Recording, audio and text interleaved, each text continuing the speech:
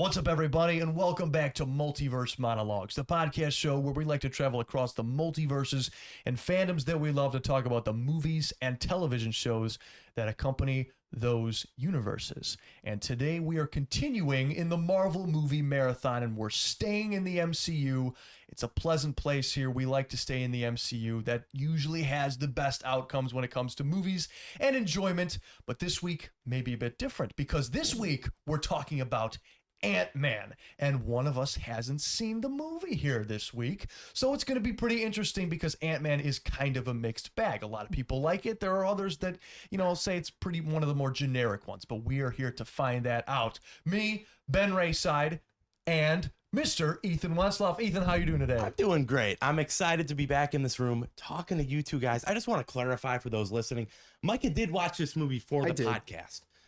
He's not never seen it. This is just his first time seeing it, and we will talk about it today.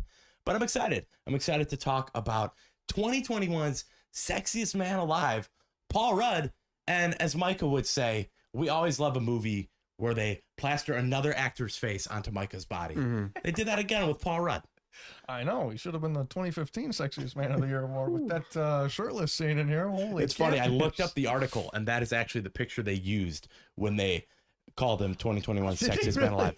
The still of him wiping his abs in this movie. Of course it was. Of course it was. Yeah. And also, along with Mr. Ethan Wensloff, a man who should always be on every year of the Sexiest Man Alive, Mr. Micah Head. Wow, I'm flattered, but you got to have connections to be the sexiest man alive. So, I was talking to John Favreau, and he's the greatest director of all time, and then he was talking to all these other people, and I just happened to be in the right place in the right time, and he was talking to this guy was talking to that guy, and luck would have it, here I am. Wow. I'm the greatest podcast known to man. Oh, there it is. There it is. You heard it here. So we're talking about Ant-Man, and I'm certainly excited to do that. You're fine. To get into it, into the nitty-gritty. But before we do that, I would ask one thing from our audience members. If you're listening, leave a review on Spotify or Apple Podcasts. That would be awesome. It would certainly help us, boost our ratings and everything like that. Not that our ratings need boosting. And if you think we're doing a bad job and you want something that, maybe a criticism of our podcast, maybe something that we're doing better or worse, leave that in the review as well. We would always appreciate your feedback. So that would be awesome from you guys. Other than that, let's get into it, gentlemen. Let's open our sling rings and head over to the Marvel Cinematic Universe.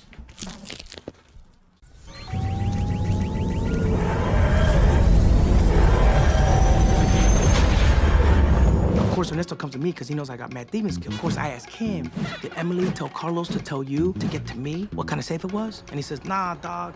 All she said is that it's like super legit and whatever's in it, it's gotta be good. What? Old man have safe. And it's gone for a week. All right, there's an old man, he's got a safe, and he's gone for a week. Let's just work with that. After being punched in the face and then released from prison, Scott Lang is recruited by Dr. Hank Pym to steal a shrinking suit that Pym developed in the 1980s. Pym believes the suit is too dangerous to fall into the wrong hands, and he needs Lang's help to stop Darren Cross, a former protege of Pym's who is planning to use the suit for his own evil purposes. Lang agrees to help Pym, and he learns how to use the suit to shrink down to the size of an ant. With his new powers, Lang must stop Cross and prevent him from using the suit to take over the world. Dun, dun, dun. I know. It's a big, huge stakes plot. Ant-Man, Hank Pym, an Avenger shows up in this movie. It's a pretty big Marvel movie. And I remember this one. This was 2 short months after Avengers Age of Ultron. I felt like no time had passed. I was getting used to living in a post-Age of Ultron world, and then Ant-Man comes out. And, I remember really liking it at the movie theaters. Gentlemen, I want to hear how you thought this movie was. Ethan, was this a movie theater experience for you? This was a movie theater experience for me.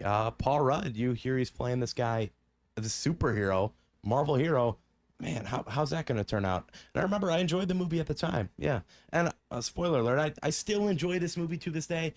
It's got problems. It's not like a 10 out of 10 movie, but I don't think it's trying to be either. So there are things here and there. I think the humor is pretty good. Paul Rudd's a pretty good lead. The cast that surrounded him is pretty good. I like this movie. Yeah. Yeah. Okay. I feel like I would agree with you on that one. There's definitely on this most recent watch through, I would say there's a little bit of problems, and we're gonna get into that. But Micah, you've never seen this before today. What did you think? Well, my history with this movie was I remember seeing trailers for it, maybe, and then forgetting about this movie coming out. And then I was like, oh, look, there's a new character in Civil War. They got Spider-Man, you got Ant-Man. Who's the next bug? Black Panther. Black was in Panther. there. Oh, yeah. This movie was forgettable at the time. I remember just not having any desire to see it. There was no iconic trailer for me. The posters were cool. How they had the little tiny Ant-Man on there. On the white White paper. poster. Yeah, it catches your eye. But besides that, I don't remember this movie at the time. And watching it for the first time ever today, I gotta say, it was worth it. It was worth a watch. Oh, okay. Yeah. Okay. Is it the best movie? No. Worth a watch or worth With a a watch, couple you watches? definitely wouldn't expect this movie to have a trilogy. Oh. That's what I'd have to say about this. That was wow, how did this get a trilogy? That's what I would say. Ant-Man works really well to forward the plot of the grand Definitely. MCU just because of where he's at and the power that he holds. But if this was a separate entity not belonging to the MCU, I would say that there's no way this guy's getting a trilogy. Even though I'm pretty sure this movie was pretty financially successful. I know Micah's got the numbers, and we'll go over those later. But No, we're on it right now. I got it right here. Yeah. Micah's already got the it. budget was 130 mil. It made 518. Jeez. Yeah, so pretty profitable. It made almost 4 times its budget. And Good stuff. that's pretty standard for Marvel movies. But coming off of the more than Quantumania. 1.4, how much did Quantumania make? 475. Whoa. Ant-Man and the Wasp made 623 though. It really surprises me. I'm sorry. Like, this is a way to the future, but it really surprises me how much hate that movie got. So strange. Like, it has a 6.1. It's on the IMDb. worst, one of the That's- worst rated Marvel movies. That's insane. Like that. Anyway, that's We'll get that's to a it when we get conversation. to it. Yeah, yeah. Exactly. For a later time. Right now, we're talking about Ant-Man, and so Ethan, you say that there are problems from someone who's seen the movie before. Where were those problems for you? I say the movie, the pacing isn't as good as I remember. A lot of the setup and exhibition isn't really my favorite either. I think a lot of this movie is, especially when you've seen it once or twice already, it kind of you're replaying the events in your mind, and some of the joke. I like the jokes. The jokes are pretty funny, but on repeat viewings, I don't know if there's enough humor to get me to go, oh my goodness, that was hilarious. Like, the bits are funny. Like, Luis as a character, awesome, great character. Love his van. I love the way the van shows up in future movies. I like Ant-Man. I like Paul Rudd as Scott Lang. I think he's really good, but I don't hate the movie. I think it's fun, but I think some of it just gets like, all right, yeah, the heist. We saw this heist. Yeah, it's not a very rewatchable movie. On first viewing, like, bro, this It's a good movie. this is like an 8, you know? But after a while, and I've seen this movie now, like, I don't know how many times, at least 5. The jokes don't land as much as they did. There's still a lot of good elements, but it's not a very rewatchable film. There's not enough there to make it like, whoa, okay, you know what? On repeat viewings, I'm noticing more. I found myself bored quite a few times during this rewatch of the movie. Micah, did you notice this? This is your first viewing, so we can actually ask you what you think. I mean, where are you at for your first viewing? Like, Yeah, this wasn't an 8. I don't know what movie you were watching, but this was not an 8 going in. The first probably 45 minutes, everywhere up until he gets the suit, is really boring. Like, all right, Luis is good. Cassie's good. I love every time Cassie's on She's screen. a great little actress. Cassie's great. Yeah. I wish that they kept that actress through the whole trilogy and then kept going with her because she's talented. But the first probably 45 minutes of this movie, you're just following Scott trying to find his foothold, and the movie's trying to find a foothold too. It doesn't land the beginning of the movie like how Guardians does, where it just sets the tone right off the bat, and it doesn't do that. It keeps baiting and switching you. It says, all right, Scott's gonna be this rough and tough dude in prison, and he's gonna be friends with all these. Okay, never mind. He's friends with all these prisoners. Okay, that makes sense. And then they never really come back. Like, okay, then we go off and there's the family, and then they're not really in it as much as they should be if they're the part. I don't know. They just need to give them a theme. They need to say, all right, is this going to be a drama or is this going to be a comedy action? We got to figure this out because it's not fully comedy. It's not fully drama. The jokes don't land really well. The Baskin-Robbins stuff doesn't really do it for me. Like, there's some good stuff, but it doesn't go all out wacky. It doesn't go all out wacky. You know what I mean? Yeah. And it's trying to. There's those elements. So Edgar Wright initially was directing this, but he stepped off for some reason. I didn't see why. Did you guys know why? Creative differences. He wanted to have more control. Yeah. And Marvel wasn't going to give him that. Yeah, and I feel like there's those elements of Edgar, like there's Edgar Wright jokes in this that weren't full. They weren't landed. And I don't know. That's funny you say that. I completely disagree. I think the first 40 minutes are my personal favorite part of this movie. I like the world they established, the life of Scott. Like, this is the guy who's fresh out of prison. He's trying to get his foothold, but he's so low. Like, because you're like, all right, this guy, he really does care about his daughter. He really does want to get his footing right. He wants to leave the life of crime behind. And so a movie, they have to tell a story to where this guy does get back into crime, but it's because of his love for his daughter. Like, there's that scene, Baskin-Robbins, he can't even work at Baskin-Robbins. It's like Baskin-Robbins always finds out. He gets kicked out of Baskin-Robbins. He's at the lowest low. He can't find a job. And then he does the math. It says 377 days until he can see his daughter again. Even see, just money-wise. So I think they do a good job at setting up how desperate this guy is and how, even though he wants to leave his criminal past behind, that's what he has to do. He has to jump back into it. Now, I mean, we can talk about Hank Pym's plan to get Scott to steal the suit. That's a little messy. But I think Scott's motivations up until then are really good. Scott's motivations are good, but I don't think that they build up that he is in his lowest low. He doesn't struggle in any of that. The only struggle that he has is he can't see his daughter. Or get a job. Yeah, or get a job. But him not having a job doesn't affect him. He still has a place to live. He still has food on the table.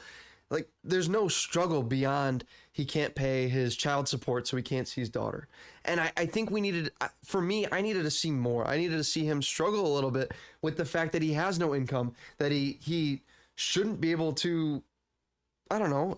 There just needed to be a little more for me. There needed to be a plot line where he is just desperate. He needs some quick cash. You need a man coming and saying, give me rent. Yeah. You need someone telling where's my money? Okay. You need a Mr. Ditkovich. Yeah, I wanted to see him have at least a sleepless night or something. Come on. Where the party's going on in the apartment downstairs where there's too much clubbing and he can't sleep.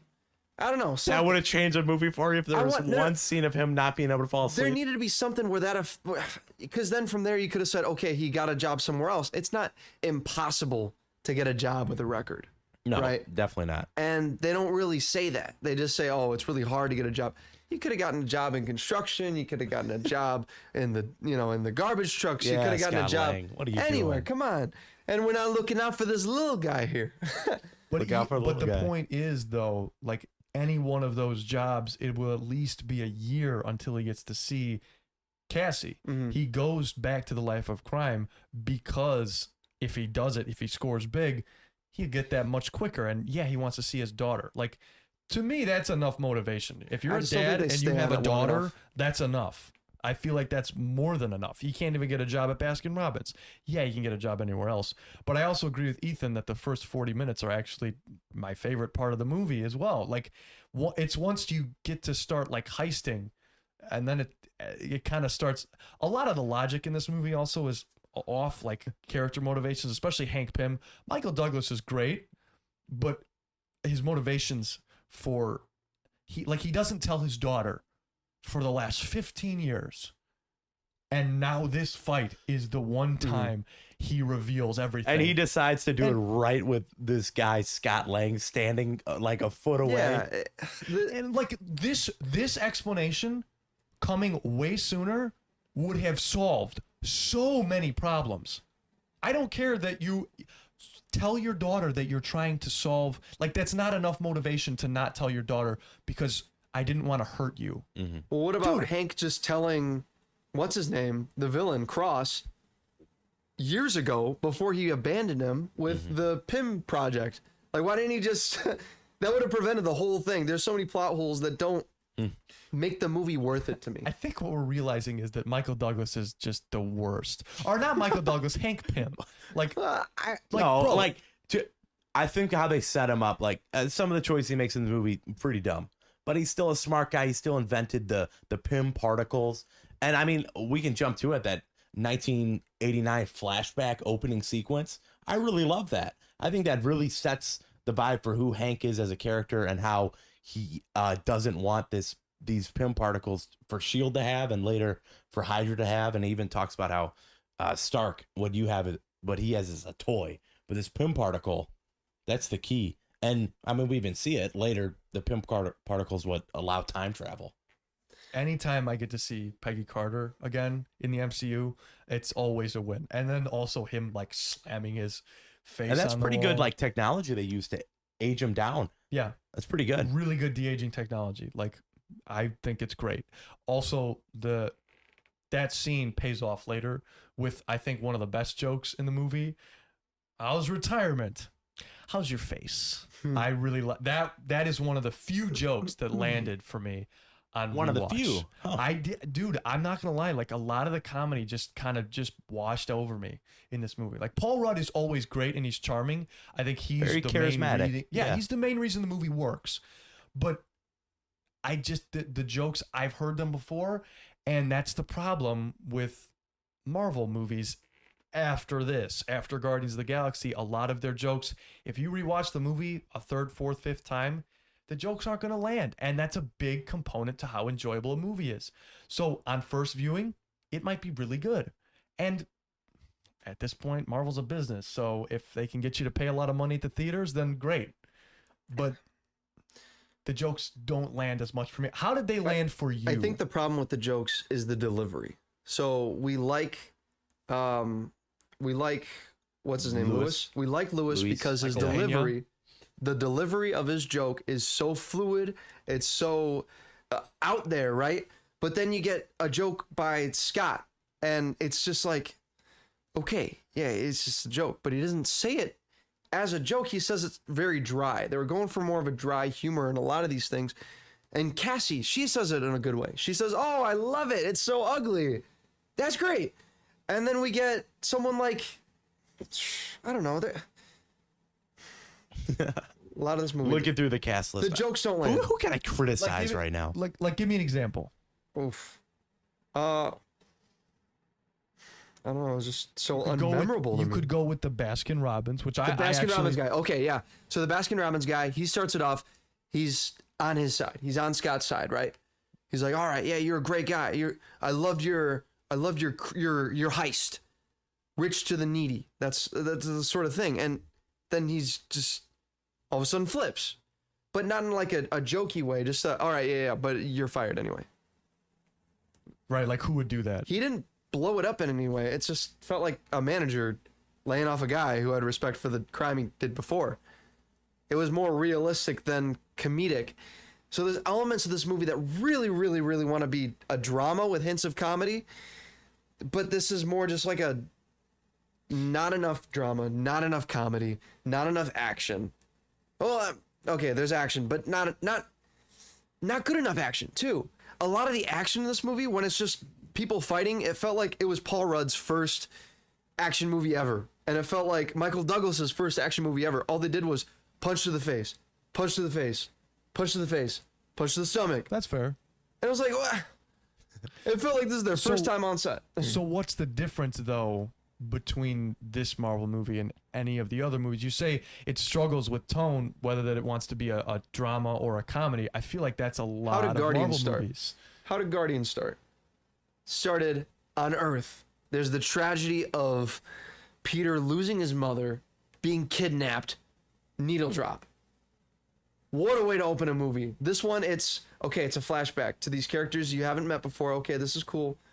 And then you're on a different character, and it opens just, it's a lot of whiplash going back and forth, and you don't know what to believe because you keep getting the rug pulled out of you. So Guardians can be that serious and then jokey tone. You're just saying Ant-Man doesn't do that well. I think it doesn't do it well. I think this might be the beginning of where the MCU starts using jokes to take away from the plot As a crutch? and it's just not working. You definitely feel that in a few of these scenes, especially that scene between Hope and Hank, right? Paul Rudd, like really emotional scene, like Hank's telling her, like, I've lied to you all these years. I told you that I wasn't telling you what happened to your mom. And then Paul Rudd's just standing there. Yeah. Am I making this awkward? Or yeah, it's so that totally is something. ruined the moment, didn't I? That's something that you did. You just did. You ruined like, the movie. it's very self-aware. What ruins He the is. beginning is that the punch with the prison. Like, what? I don't know what to believe. I don't know. Oh, okay. You get punched. They're fighting, right? And you're all okay. This is gonna be a fight. This is gonna be, and then the tension's just gone. I don't know. I kind of like what that. happened? It's a goodbye ritual. It's a goodbye ritual. Okay. Then let's see the prisoners again. Yeah, but he's not in prison anymore. It's the next con. That's a minor. That's a minor. I know, thing. but they set up these characters. That's just my thing. Okay. I find that as a waste of time. That's fair. That's fair. It doesn't pay off. It doesn't come back later. There's no like, oh, I gotta use the culture of prison to get in with these prisoner dudes that are on the outside, or I don't know, something like that. Okay. I kind of see where you're coming from, And that's a recurring thing throughout the movie is they set these things up, they never bring them back, or if they do, it's for one little thing and it doesn't really pay off. Okay, so I kind of see where you're going. I kind of see where you're coming from. I kind of disagree, but I think you're right in saying that it doesn't blend the two styles of serious and comedy. And that might be because of the Edgar Wright. Well, I feel like I would consider Ant-Man, like if you would have asked me before I rewatched this movie, like what genre would you consider Ant-Man to be in? I would probably say comedy. And I'm saying that because I love the other two movies so much. I love Ant-Man and the Wasp. Yeah. I love Ant-Man and the Wasp: Quantumania. And I was expecting, okay, yeah, Ant-Man is going to be pretty good. Ant-Man's going to be, it's going to be funny. It's going to be well balanced. It's going to show all of these characters, and it's going to show. I don't like Hope as much in this movie. Why not? I thought she was kind of. Her haircut. Her haircut. Yeah. She looks like Elizabeth Banks. Well, that one's and Spider-Man. her hair, especially after going and watching all of Lost. I'm like, whoa. Holy catfish. Evangeline Lilly. They were going for a comic accurate Wasp look, and in the comics, Wasp does have that, kind of, what would you call that? There's a name for it. Coconut top, coconut head. Something like that. But they were going for that look because that's what she has in the comics. It doesn't look good on Evangeline Lilly. You should have gotten an actress who wasn't as famous. I don't know. Didn't really work. I don't like Hope either in this movie. I get where she's coming from. She's frustrated with her dad, rightfully so. But she's too. I also don't think the movie gives her enough to make you like her. And we still really haven't gotten too much of Hope to this day. But yeah, the stuff we do get from her, it's just kind of, okay. We know who she is as a character.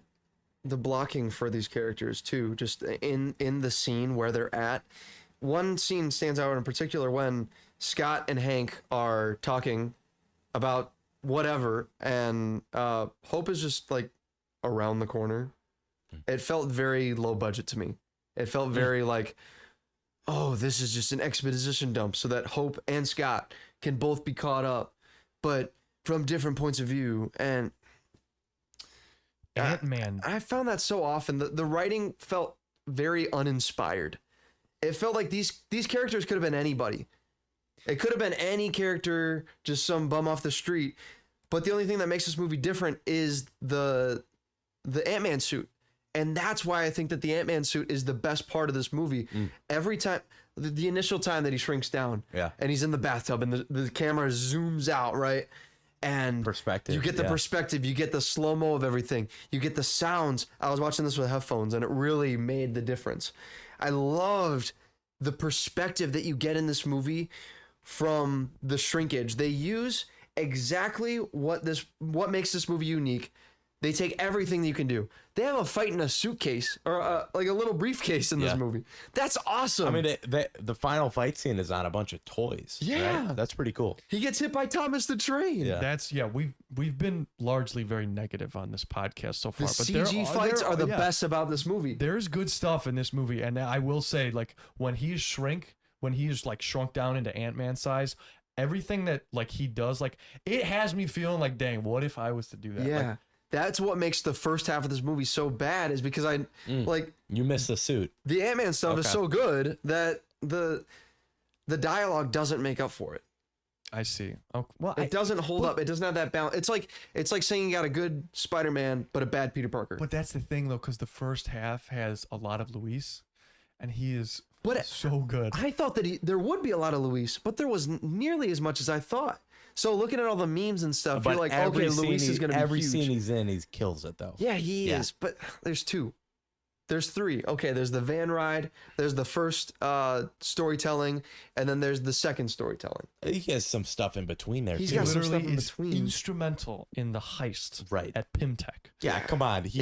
And then the final scene. Don't whistle. He's just whistling. Next scene. He's whistling. It's a small world. Is he? After all, Oh, too. is he really? Yeah. Oh, that's nice. It's like, brilliant. Yeah, everything after that, like 45-minute point or whatever, hour and 25, it's great. I love everything after the Ant-Man suit. Okay. Let's. One scene in there, but I want to talk about Hank for a second here, because Michael Douglas plays him great. Right. didn't like him at the beginning. So he gives this excuse that he can't put on the Ant-Man suit. And I forgot about this, but watching it now, they're like, yeah, dude, why don't you just do this? And what's the excuse he gives? He says, It's taking its toll. it's taking its toll. You know, I can't put it on again. Like Well, what? he's like it's. I'm Is that sure a thing? shrinking from regular size to ant size over and over and over. That would have to like mess with your joints, screw you up. It would have to screw you up in some like physical way to where like he's old and brittle. I realize that they need Scott Lang to be the one to break in here, but I think they need to come up with a better excuse than, sorry, I just can't. You're And the like only why? one." Yeah, why this guy? Why? Yes, And that's the big He thing. loves because his he's family, dispensable. That's but why. But hey, he is. Yeah, But why? But why do it specifically him? Why yeah. do it also in this way? Why not come up to him? You know the guy's already in need. Yo, I've got a job for you. Can you? I mean, maybe you got to test his skills, but it looks like they've already been watching him for a long time. And we don't get that cool heist scene. Plus, dude, you got We can see him blow your up a epic safe now is ruined. Right. Like in universe, I don't know. The plan is just weird. It's pretty bad. And Scott has never promised money out of this. That's his goal, is to get money so he can be with Cassie again. And Sure, off the books there was some money. yeah, but we needed to Discussed. see that. And at the that's end, that's part of his plot is that he needs money. he does get to be with his daughter again. The police expunge it, but it's more on that chief officer than it is on Hank. You know, it's not anything like that. So, but I think my big negative on this movie is that I just felt bored watching it. An Ant-Man movie, which is a comedy. Like I actually went into it, I was like, oh, you know what? All right, we get some smaller stakes here, and I just get to chill and watch a funny movie. And I didn't find myself laughing barely at all. No. And I was like, that was, I don't know, that's disappointing. Some of the logic too is you're like, I don't know. Like he goes down in the final scene, he goes down a drainage pipe, and then he comes out the sink. That doesn't work. Oh, yeah, that's true. I didn't even think about that. Yeah. Like how did he get into that pipe initially?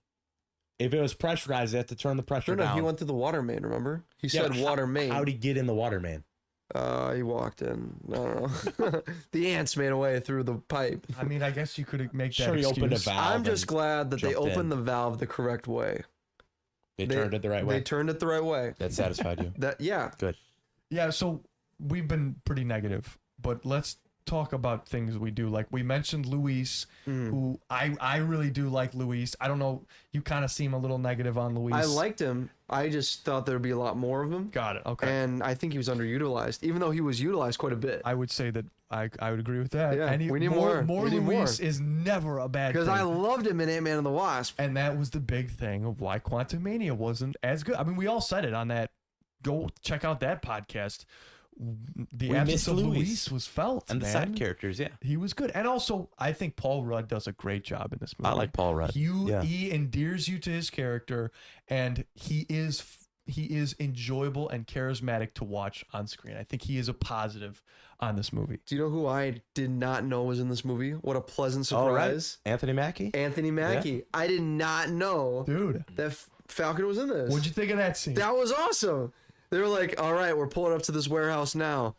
This warehouse isn't empty. This is The Avengers campus. Yeah. What the- They even What? play the theme. Yeah, they It was do. awesome. It felt like that part in Deadpool 2 where they're like, oh, we don't have enough money to buy the other X-Men, but we've got these like B-list X-Men. So they got the B-list Avengers.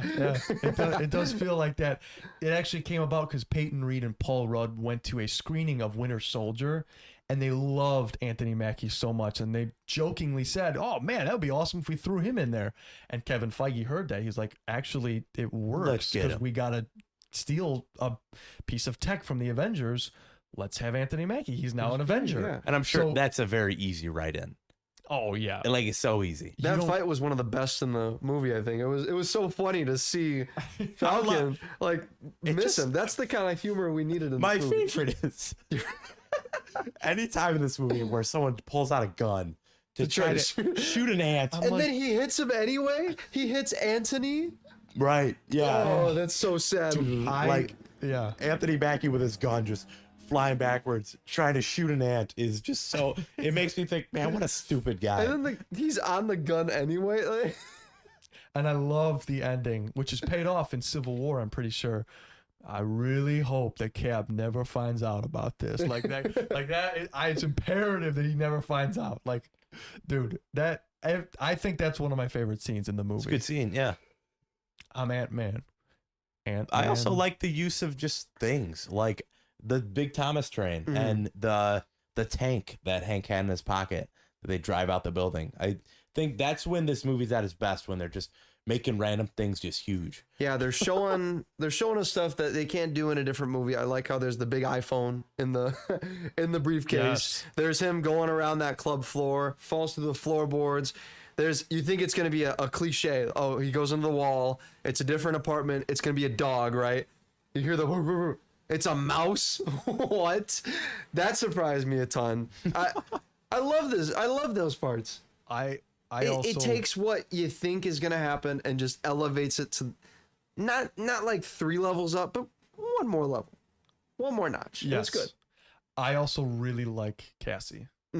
Cassie great. knocks it out of the before. park. She's great in this movie, and I think she stays as this actress in Ant-Man and the Wasp, and then obviously she's older in. Well, you because of have- all the you time have to, relation. like- Endgame, yeah. But I like that she's in at least 2 of these movies because she's great.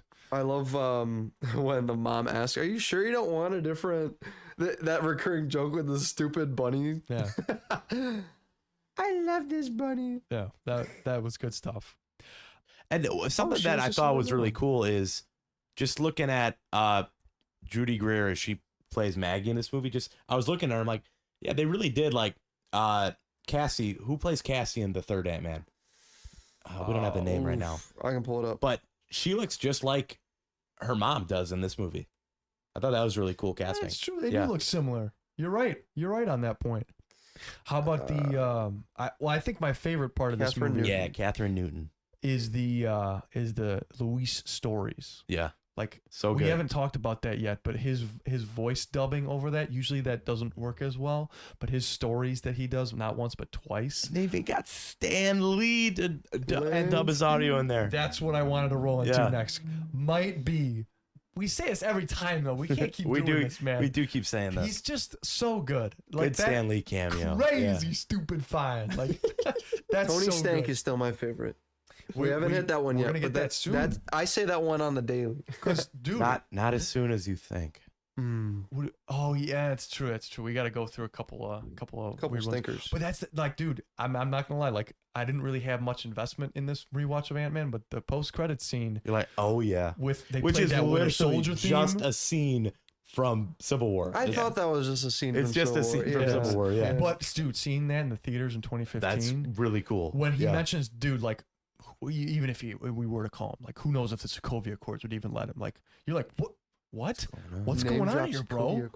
Like, I like the drop of when Hank is like, oh, we can't call the Avengers. I don't want to hand this stuff to Stark. I've been spending years trying to keep this away from Stark. And besides, they're probably too busy dropping cities. yeah.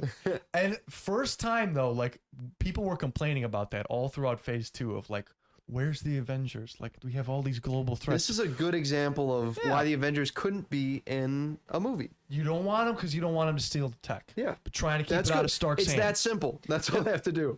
Yep. Instead, some other movies just avoid the Avengers completely. Doesn't quite work. This one does. So yeah, Ant-Man later appears in Civil War. Someone else who later appears in Civil War, who we get a tease Spider-Man. in this movie, Spider-Man. Yeah. Yes. First reference to Spider-Man in the MCU. At And least. guess who says it? None other than our main man, Lewis. He literally. Luis. So I'm pretty sure that was like a very late in the game, like, addition to this Like movie. an end game kind of thing. Kind of like that, yeah, an end game of Ant-Man, because like they just acquired the rights to Spider-Man, Yeah. like literally just. And it's funny that right when they acquire it, they're like, "Yo, we gotta throw him in here." Like, I almost feel like, and maybe it'll play different, but I'm like, maybe he shouldn't have been introduced like immediately as Civil War. But you got your big team up movie, so maybe it's not that bad. This But I'm could like, have been a good. I feel like in some ways this could have been a 30-minute movie. This could have been shortened way shorter than 2 hours. You want a one shot? I want a one shot of Ant-Man, one Ant-Man shot. where we don't even need the whole heist thing because it doesn't come back into play at all except for MODOK a little bit. Lets you know that this guy's resourceful, right? Yeah, I think that going into Civil War, you did not need to watch Ant-Man. I didn't need to watch Ant-Man going into Civil War. I didn't feel like I needed to watch Ant-Man after watching Civil War. I was like, oh yeah, that guy's cool. Sure. In fact, I usually skip when I do my rewatch. I usually skip both of the Ant-Man movies. Yeah, Heretical. well, I would say That's I'd watch heretical. Quantumania because of the post-credit. Oh, I know. No skips allowed. I know it's stupid, but back in the day, I was like, ugh, let's just get to the good ones, you know? Mm. And this was not always one of the good ones. Well, speaking of one of the good ones, do we want to see what the internet thinks about this? When we do scores. Okay, We'll do that okay. when we do scores. Last thing I want to mention, because we're actually, like, dude, I'm looking at the time. I'm like, whoa, holy catfish.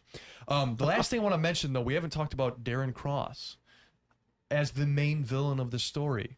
Is he a good main villain? Is he one of the best we've seen? Tell you this, there's a scene in this movie where he is like one of the most scary guys ever, and it's when he turns that guy into jelly. Actual jelly. The concept of that is just like horrifying. There's this gun, like even when you're shot by a real gun, you have a chance to like lay there and like die and like know what's This happening. dude shrunk into a massive He jelly. shrunk into like a ball of goo. He didn't just Yeah. turn into jelly. He shrunk into it. Like, Ugh. there's the like, And he's wiped out. you kill someone, and there's that moral dilemma you Right. face. That guy's not even there anymore. Hey, he Like, you wipes don't him even- up, puts him in the Right. toilet, flushes. See you later, Michael, or whatever. his Just face down the is. toilet. Yeah. See you later. Yeah, the way he does it is just like, yeah. Otherwise, I think we've got a dud. A MCU dud? villain. Yeah. There- If you go to a later movie in the trilogy, there'll be a different D word to describe this guy. But Dub. yeah, Dub. literally. I think that. Oh, what did I say in my? I put it pretty well in my Letterboxd review. Yeah, Follow pull me that on up. Letterboxd. What's your at, Micah? My at is mdhet02. You can look up Micah Head on Letterboxd and find my reviews up there. But I said that. I have no idea where I'm at anymore. So I said that Ant-Man does MODOK wrong in this. I mean, he's not MODOK in this, but You mean Yellow Jacket? Yellow Jacket. Yeah, I think that MODOK is the way they should have taken this character. He's bad as a villain in both Ant-Man and Quantumania, but at least he's funny in Quantumania. In this movie, he's just kind of there. He's Right. like, all right, I'm going to take over the world using these PIM particles that I haven't invented yet. Yeah. It's so. And then there's this whole, like, okay, yeah, this guy's incompetent. He wasn't even thinking about the helmet that Hank says really early on. He already knows that as soon as he already knows his weakness. I know. There's just a lot about this movie that's just. And that's A lot of and it's not to take away from anyone, because I know there are Ant-Man fans out there. Like, this movie is heralded as one of the best Marvel movies and one of the most underrated by many fans. Like, I went on IMDb after I watched this, and I was like, dang, this is not as good as I remember. And there are a lot of people on there who's like, this is one of the best MCU films. And I'm like, so it's not to take away from any of you. If you like this film, One of the most no overlooked. shade to you. But And we're as not a- saying we don't like No. it. It's just not as hot as it used to be for no, us. it's definitely not. I'm even like, as we're talking about, I'm like, do I lower my score that I already have in my mind? Oh. But I don't know. We'll have to come to it. But What do you guys feel about? I don't know how to pronounce his last name, but the guy who plays Kurt, David Dastmalchian. Dastmalchian, yeah. Dastmalchian? So he, I didn't like his accent. I think his accent wasn't thick enough. Polka Dot Man. thick enough. Get him It later. wasn't thick Oh, enough. it was so thick. Because in spots it didn't Two feel like Cs. the accent mattered. Like it was just saying colloquial things for America, and it wasn't accented at all. that was his funny. And then how about was how he accent. doesn't play the same character in Quantumania, the same series? What's It's up like- with that? Why would they cast the same guy? Just to include him. Okay. You get voice cast He in is there. a Just pretty include him. huge side actor, I guess Yeah. is what you want to call him. He's never been like a main, but he's Sure. not bad. Let's do favorite character. Favorite character. first. All right. Yeah, let's do favorite character. Micah, this is your first time watching it. Who's your favorite? Who's your favorite? I like Ant-Man just because of the suit. Just because I don't like Scott Lang. I don't like Scott Lang. I work with a Scott Lang. You say that every week. Yeah. So I'll confuse that up. I like Ant-Man as a hero. I like his abilities. I like the shots of him. I like the action. I like how he's not as good as he is in Quantumania, right? He doesn't have all the moves. He doesn't have all the experience. But I like his traversal. I like how we get to see his growth as a hero. I like how we get to see he fails and he trains and he gets better. And it's not just he's good, right? Yeah. That's what I like about Ant-Man. I think that out of all the things they did in this movie, that's one of the three things they did And right. I think they set his character up really well. For sure. I do. Yes. At least. I Yes. like how he feels like you feel like, oh yeah, this guy really needs to he wants to see his daughter. So he's willing to do anything. And this Hank Pym guy, I know money's not discussed, but I'm sure there's something off screen. Money is discussed somewhere, but he's willing to do it. I feel like they could have cut this movie and started it where he steals the suit. What if they started it there and then he had the suit for a little bit longer before he used it? So he just sat on it for a while. Then he goes to Cassie. Because then we get the tone of this movie. We see, okay, he's done this thing. He's holding on to this thing. It's always in the back of his mind, like should I use this suit to do something? Should I, I don't know. That's just what I I'm like thinking. I like the joke of Scott saying, well, we just need this guy and this guy and this guy. And then he realizes, no, That's really good. not those three wombats. I like that. And I'm going to start using wombats as an insult now because I really like that. But that wouldn't happen without the first 40 minutes. And both Ethan and I, we like the first 40 minutes. I wonder if they Yeah, put that Sean? at the beginning then. Like if they cut out the prison section and just put that heist. When I you don't say know. the My prison God. section, that's one scene. I'm I know. I'm but that's willing- the opening. we're willing to let you re-edit this movie, and once that's done, us three will sit down and watch it. Okay? Go ahead and do demand- that, Micah. I demand the right cut. the head cut. The right cut with a W. He did get pretty far The in Edgar Wright cut. production into his Ant-Man movie before he left. So that could be what's going on. All right, my Yeah. favorite character. I'm trusting that Ben will take Luis. I'm really hoping, but I'm gonna go an underdog. Y'all ain't even gonna know who this is when I say his name. I'm going Gale. He's played by Was he the other dude? Wood Harris. He is the assistant cop. Oh, He's what? not the main cop guy. He's not. Why'd you like him? I like him. Was it because of his role in Space Jam: A New Legacy? Oh no! It is because he plays Julius in Remember the Titans. That yes! alone, you know what I'm talking about? Oh, absolutely. I Him do. alone, that enough was like, all right, that guy's my favorite. Yes. And He's in all the just- Creed movies. Just too. because of how good he is in Remember the Titans, I gotta take him. That's my Yep. pick. I know context of this movie, that's not a good pick, but outside reasons I pick Gonna him. wear myself out for the team? Nah. Attitude reflect leadership, Captain. That's so true. What a great pick, Ethan. Now you remind me. Now you remind me of a better movie. I love Remember the Titans. That's so good. We gotta watch that movie. Yeah, I'm gonna pick Luis. Yeah, there's no doubt in my mind. You have to. He's so good. He steals every scene. I might even like him a little bit more than Ant-Man in this movie. He's definitely my favorite character. Like sometimes I'll go on here and I'll just say something that you guys haven't said yet, but Luis just is my favorite character in this movie over everyone else. I love Luis. Favorite scene in Ant-Man. I'm going to shoot this to you first, Ethan. Okay. Favorite scene? There's, I mean, for a movie that we've criticized Yeah, pretty I mean, heavily, I'd say there's yeah. I'll take the closing Lewis scene. His recap of whether or not, because he's hearing all this hearsay, like he said, of is Scott like going to be an Avenger? Not only do we get a Stan Lee cameo in there, but we get Anthony Mackie in there too, once again. So I really like that scene. I think it plays really well. I could watch it over and over.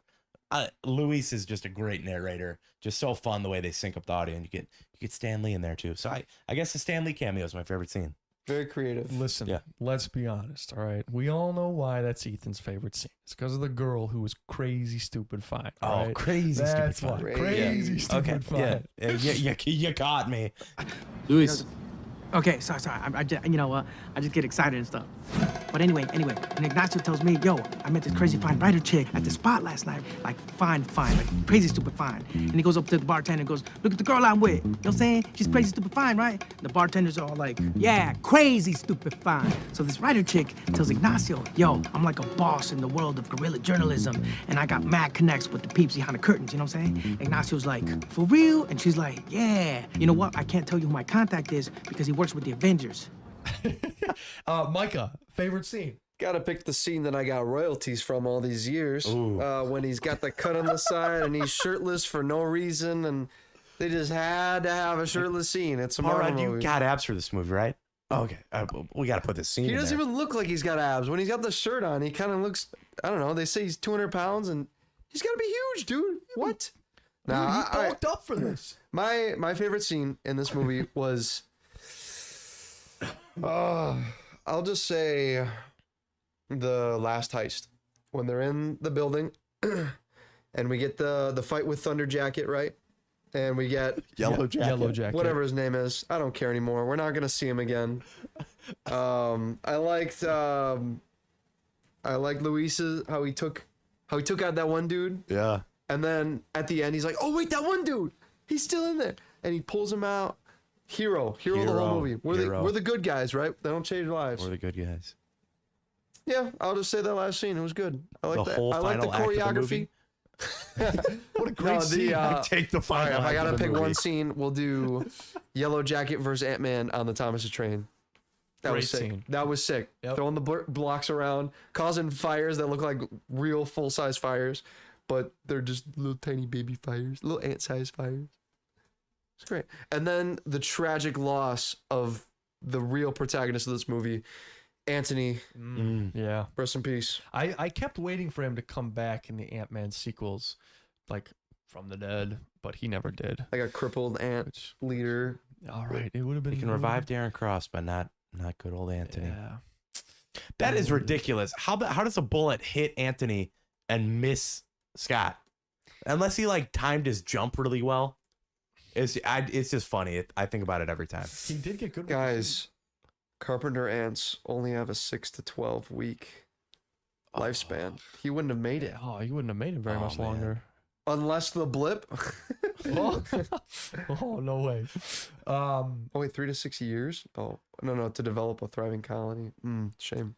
I'm gonna go with when the thieves and the team up.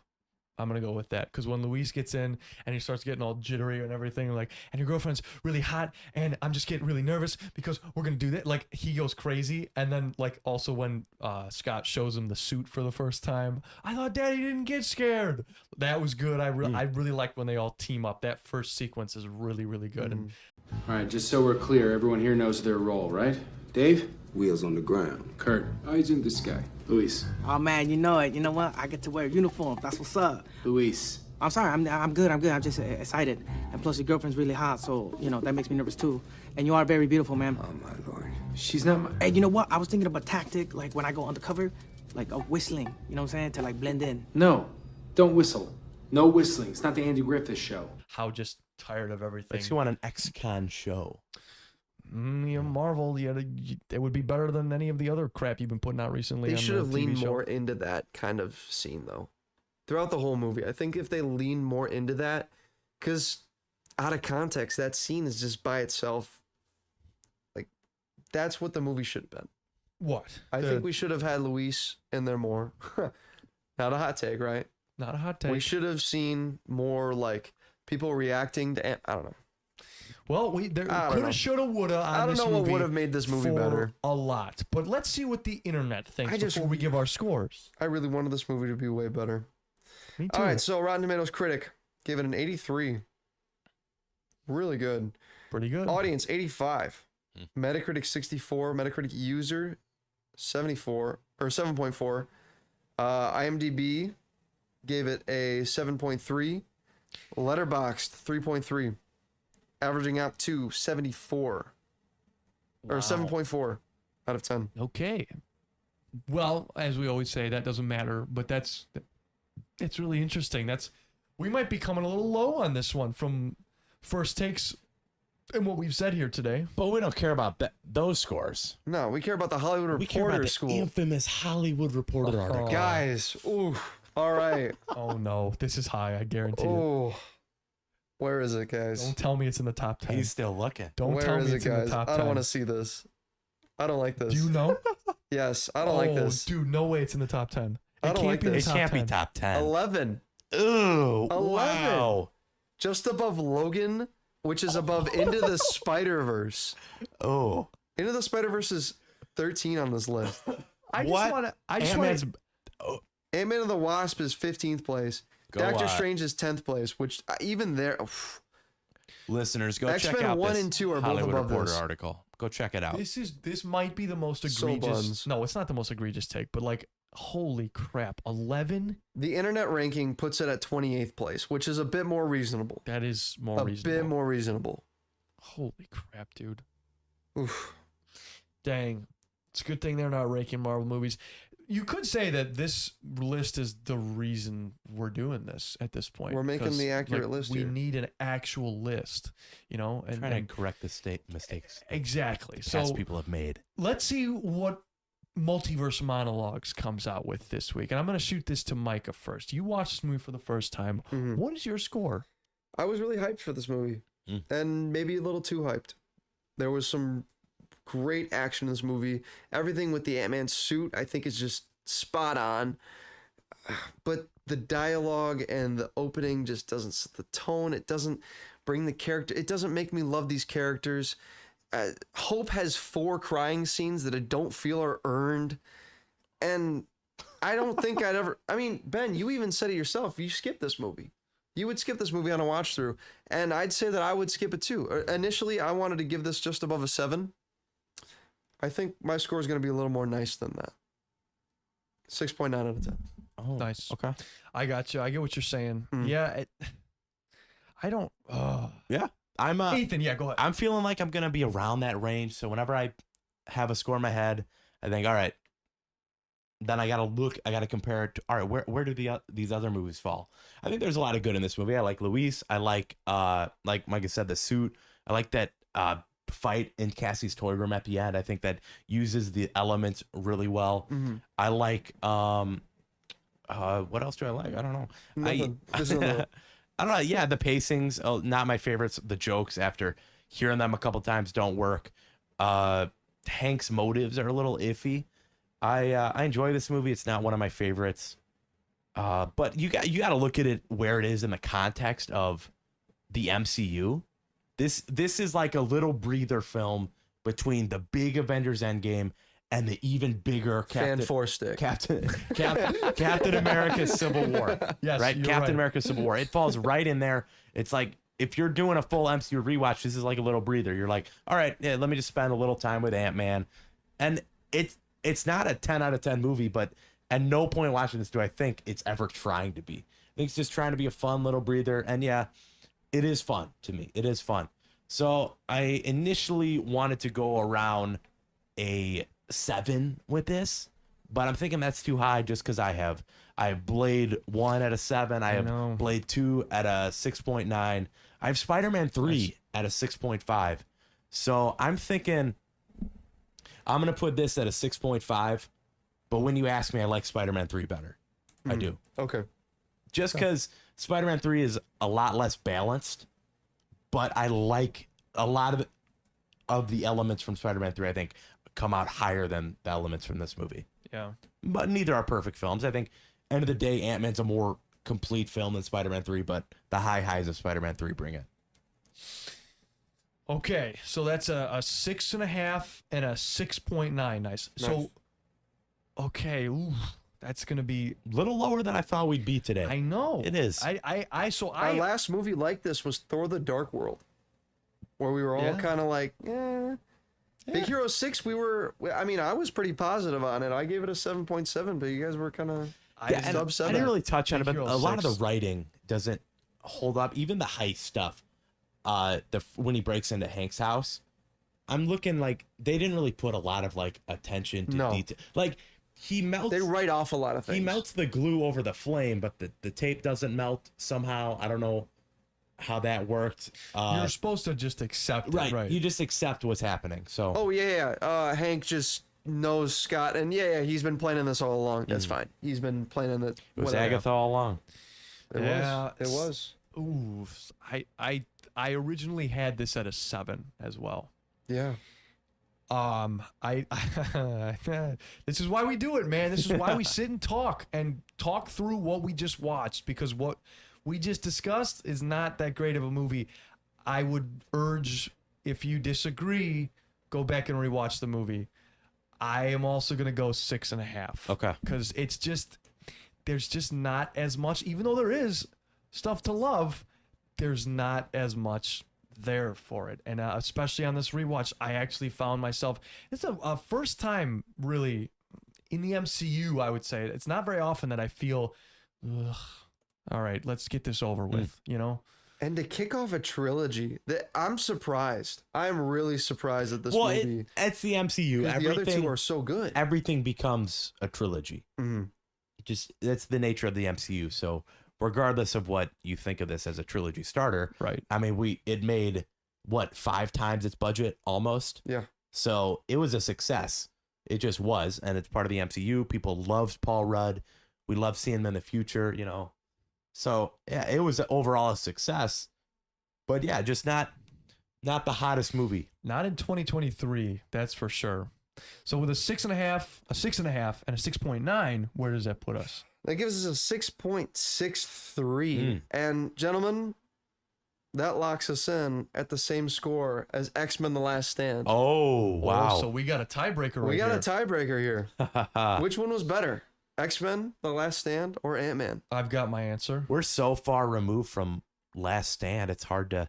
I know that movie in the scale of that trilogy is a big downer. Yeah. Ethan, you and I both rated X-Men: The Last Stand higher. Sorry. I gave X-Men: The Last Stand a higher score. You gave Ant-Man a higher score.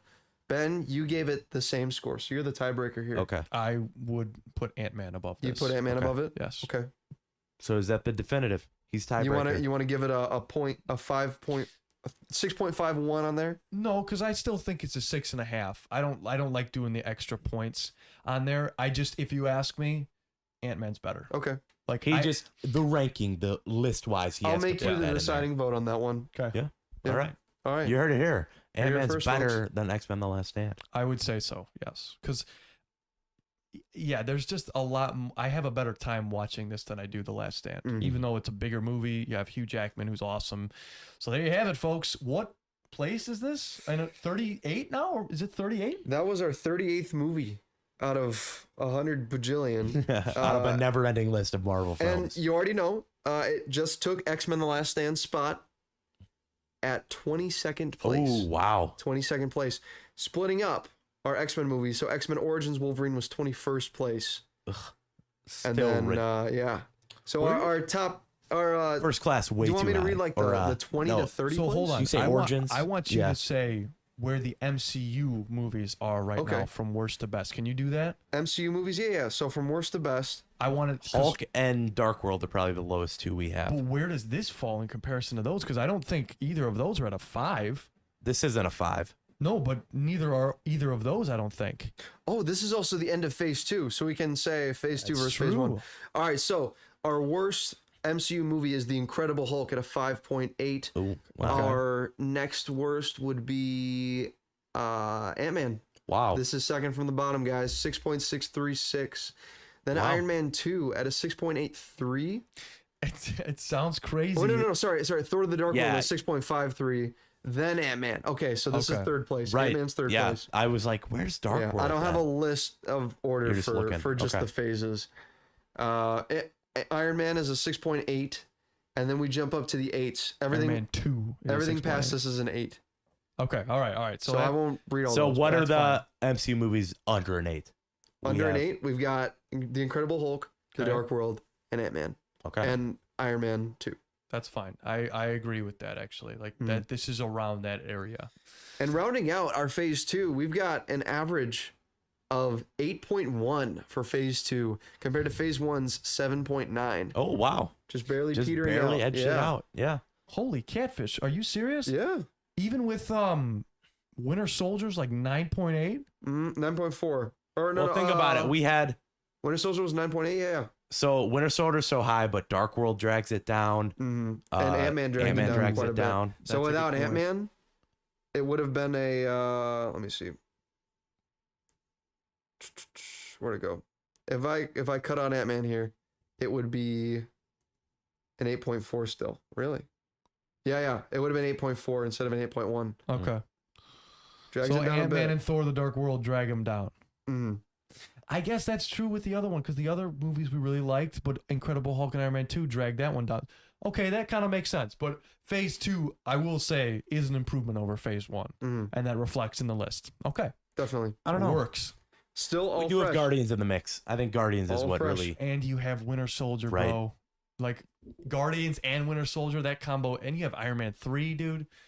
But Dude, you know what yeah. I'm excited? I'm excited to break our fresh streak of movies. We've had 1, 2, 3, 4, Oh, boy. 5, 6, 7, 8, 9, 10, 11, 12, like 13 or so movies. Last one was Spirit of Vengeance, right? Spirit of Vengeance was our last one. Yeah. And I think it's about time we trash on a movie way more than Ant-Man. Oh. Oh man, because the next week Oh. I have yeah. not seen this movie the before. infamous Fan 4 stick. Like, guys, this Miles is gonna be a bad one. Teller. I hear people love Top Gun Maverick, and I can't wait to see Yeah. his first works. Ooh, we just I watched love Whiplash Whiplash. too. Like, oh man, We've seen Miles Teller in his prime. if so you're now, excited to see Miles Teller act blandly and uninspired, Fan 4 Stick's the movie for you. Fan 4 I've got sticks the for 4K you. Bluray. You guys ready for this? I am ready. Put it in right now. We're ready for Live this, yeah. commentary. So that's gonna be next week. It's gonna be a fun one. Same bat time. Same bad channel because we're gonna freaking trash on that movie like no other. Because What if we love it, Penn? What if I've never What seen if this we movie. love it? I've never seen this movie. Ponder the what if question. I like that they use It's Clobbering Time as a dramatic backstory? I just yeah, I don't see it happening, but hey, crazier things have It's happened. just a film theory. Like I just hope we get someone gave a Punisher an naked 8 on elf. this podcast. So like Say that again. Punisher and Someone gave Punisher an 8 on this podcast. was Yeah, so it was the internet. who knows? There couldn't have been anyone on this panel right. that gave No it one an would 8. have sat in this room and gave Punisher an 8. So anyway, next week is Fan 4 Stick. So look forward to that. We thank you guys for sticking around. Listen to our Ant-Man discussion. A little bit more negative than I thought it was going to be, but hey, listen, that's what happens. I That's mean, why we The sit here and series do this. has room to grow. Yes. Right. We've had bad on this marathon. This isn't bad. No. We haven't had bad in quite a while. Just bad on MCU. But- we've had too much good. We've had too much good. We need Fan 4 Stick. We That may have it's- been. I wonder if that was Ant-Man's problem. Too much good. Too much good? maybe much good recently. Maybe it was, but I don't think that's what we came to a consensus on during this That's my conversation. problem. I'm just too good. But anyway, I'm always that is good. Ant-Man. We thank you guys for sticking around. Look forward to Fan 4 Stick next week. Otherwise, this has been Rayside. I'm Ethan Wensloff. I'm Micah Het. And we all hope you have an absolutely fantastic day.